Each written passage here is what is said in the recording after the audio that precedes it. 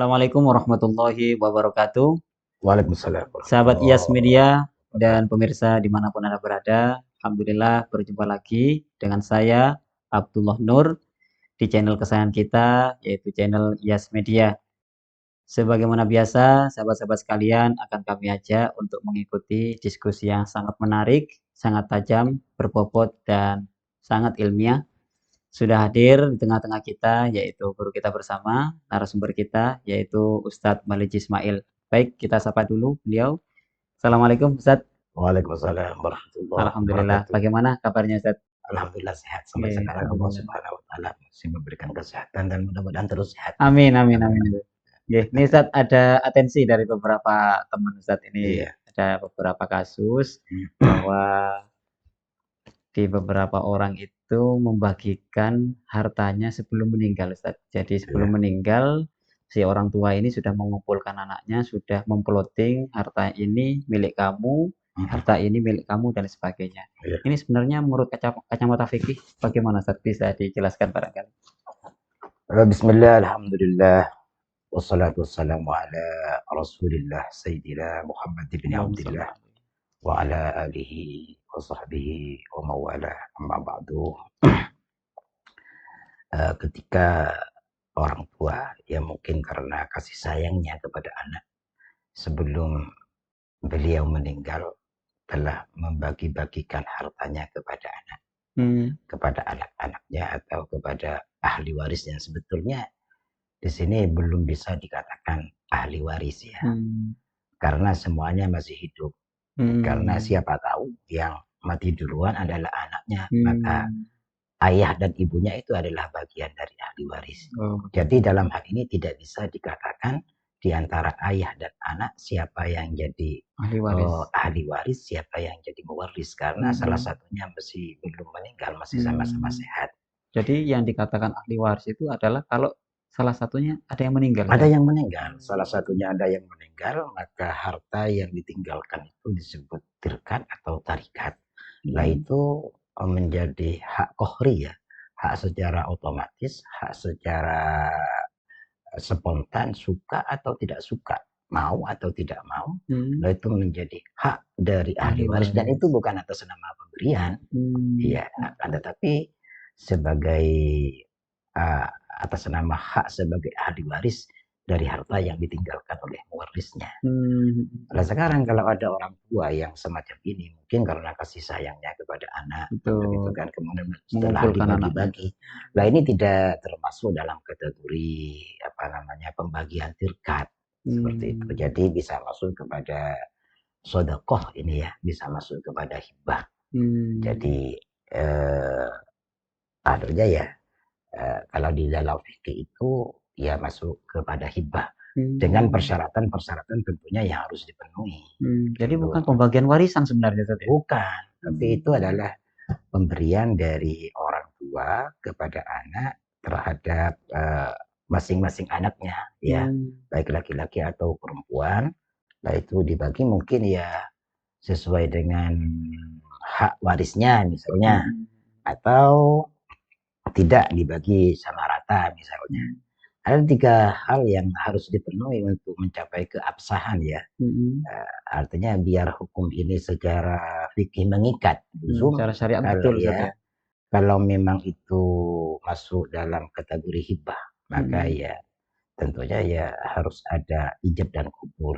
Maksudnya ada penerimaan dari pihak anak, ada pemberian dari pihak orang tua, penyerahan dari orang kemudian tua, ada pemberian. Di dalam fikih diatur kalau makul, barangnya itu makul termasuk benda-benda yang bisa dipindahkan, maka ya dipindahkan. Dalam kitab I'anatul Talibin, dalam kitab Fathul Mu'in yang menjadi pelajaran kita di Aliyah, itu waqabdul makul dengan binaklih, dengan dipindahkan. Kalau wairu makul seperti rumah, seperti apa, dengan tahliyah seperti sawah, maka dengan cara tahliyah, adanya penyerahan, ada barang-barang yang di situ menjadi milik ya, yang tidak diberikan dari orang yang memberi, itu diambil. Setelah itu maka ada tahliyah, penyerahan penuh pada pihak yang diberi, kan begitu. Maka itu menjadi mengikat. Jadi ada ijab kabul, kemudian ada qobd gitu. Ada penerimaan. Ada penerimaan. Ya tidak apa-apa diberikan kalau kepada anak ketika masih hidup, tidak ada masalah. Hanya saja di dalam fikih itu diatur sebaiknya kan begitu kan. Menurut madzhabus salatah, termasuk mazhabnya Imam Abu Hanifah.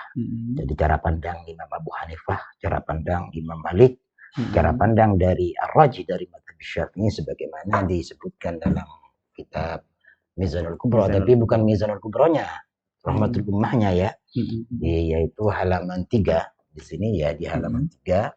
Waman wahaba, saya bacakan, waman wahaba li auladi syai'an ustuhibba ay yusawwiya bainahum inda Abi Hanifah wa Malik wa Rajih min madhhab Syafi'i. Jadi mestinya disamaratakan. Taswiyah itu tadi. Taswiyah. Jadi umpamanya bendanya tidak sama, maka kita melihat nilai. Dikrus tadi ya? Ya, nilainya rumah berapa misalnya kan.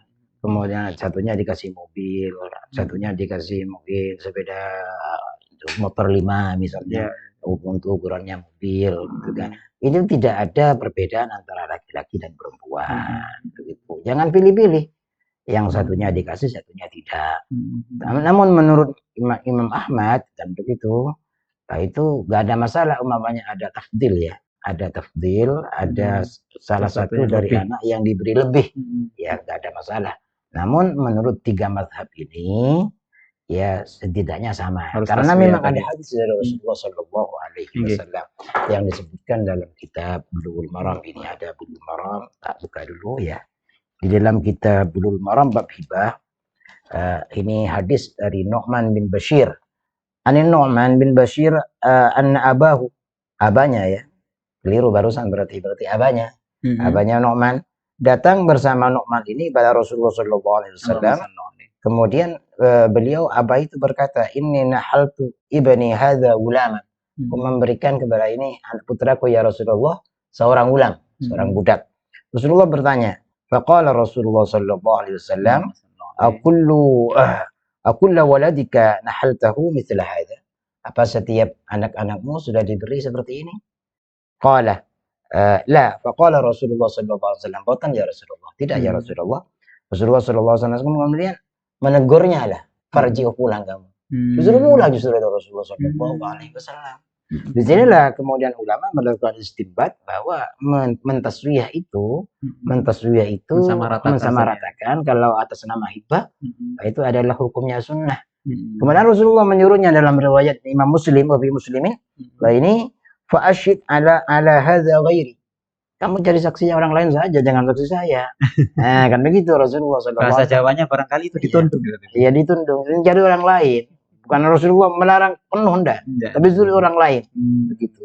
Makanya di sini ada mengatakan makruh kalau mamanya ada di salah satu di antara mereka yang diistimewakan. Iya. Ya terkecuali sekarang apabila putra-putranya itu anak-anaknya, misalnya ada yang lebih mampu, ada yang lebih kaya, kemudian boten pun kalau menurut sing niki mawon ya diterima. Jadi diberikan yang lebih kepada saudaranya yang kurang mampu.